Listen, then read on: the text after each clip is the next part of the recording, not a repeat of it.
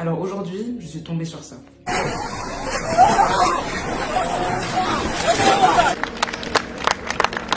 Les Français se disent l'Ukrainien il me ressemble et c'est pas du racisme. Ah oui, mais oui. Parce que l'image de l'Afghan et de l'Afghan qu'on a, c'est qu'une femme avec une burqa. La belle image. Oui, j'essaye de comprendre les Français avant de dire les Français, c'est le raciste. Alors sincèrement, depuis le début de cette guerre en Ukraine, on a droit à un racisme totalement décomplexé dans les médias.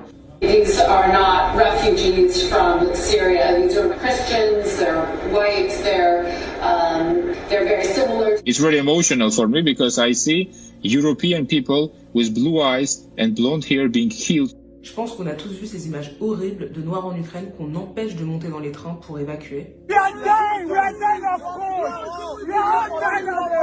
Donc aujourd'hui en fait j'ai l'impression qu'on nous fait comprendre que pour qu'on fasse preuve d'humanité à notre égard, il faut avoir la bonne couleur de peau. Parce qu'aujourd'hui quand on regarde les sondages, 79% des Français sont prêts et favorables à accueillir les réfugiés ukrainiens. Alors c'est génial, je suis contente pour les réfugiés ukrainiens. Mais quand il s'agissait des Syriens, des Soudanais, des Somaliens, des Afghans, disons que là les pourcentages étaient un peu différents. Et même le discours des politiques n'était pas le même. Moi je me souviens d'un Emmanuel Macron qui nous disait que la France ne pouvait pas accueillir toute la misère du monde. Parce qu'on ne peut pas prendre toute la misère du monde. Mais là, bizarrement, cette fois, la France est prête. On nous parle de millions d'euros qui ont été débloqués. Anne Hidalgo qui a promis une prise en charge médicale et un accompagnement psychologique à tous les réfugiés ukrainiens dès leur arrivée. Mais elle a aussi mobilisé les hôtels et les bailleurs sociaux pour leur trouver des logements.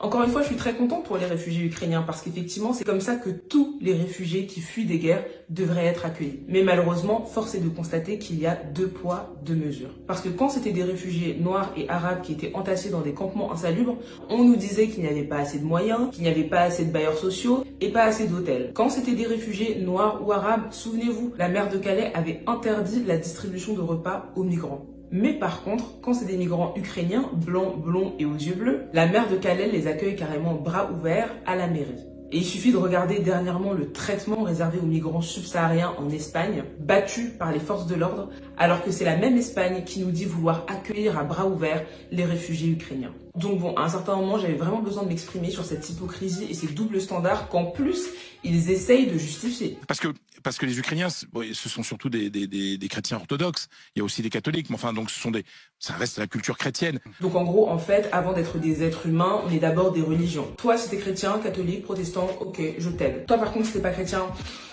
non. Et puis, il faut arrêter de mentir. Quand il y a eu l'horrible génocide au Rwanda, qui est un pays majoritairement chrétien, la France, qui avait pourtant une responsabilité en plus dans ce génocide, la France ne s'est pas du tout pressée d'accueillir les réfugiés rwandais en se disant que c'était leurs frères chrétiens, qu'ils partagent la même religion, qu'ils se ressemblent, qu'ils sont proches. Pas du tout. Tout simplement parce qu'on va pas se mentir, c'est pas qu'une question de religion, c'est bien évidemment une question de couleur de peau. Et puis t'en as qui te rajoutent même le critère de la voiture. Mais bien sûr. Il a la même voiture que moi et finalement, c'est à 3 heures de Sa Paris, vie ressemble, je pourrais être à sa place. Donc aujourd'hui, en fait, en 2022, pour être un bon réfugié, il faut être blanc, blond, avec des yeux bleus, chrétien, et aussi, petit bonus, conduire la même voiture que les autres. C'est ce qu'ils appellent d'ailleurs aujourd'hui une immigration de qualité.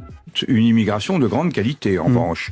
Ce seront des intellectuels. On aura une immigration de grande qualité dont on pourra tirer profit. Franchement, je vous jure que ces propos m'ont tellement choqué. Ça fait 1 semaine qu'ils sont sortis, mais à chaque fois que j'y pense, j'arrive pas à croire que quelqu'un ait pu dire ça. Déjà, le fait qu'il parle de qualité, comme si on parlait d'objets, de chaussures. Ah oui, une chaussure de qualité, alors que là, on parle d'être humain, en fait. Mais en plus, qu'ils disent qu'on va pouvoir tirer profit de cette immigration, comme s'il s'agissait de bétail qui va nous servir dans les champs. Je rappelle quand même qu'à la base, on aide les réfugiés par solidarité, pas pour pouvoir en tirer profit. Et puis bien évidemment, sa manière de le dire est totalement raciste, parce qu'en gros, les réfugiés ukrainiens seraient eux plus qualitatifs, plus intellectuels que les autres réfugiés des autres nations qui eux sont des bons à rien.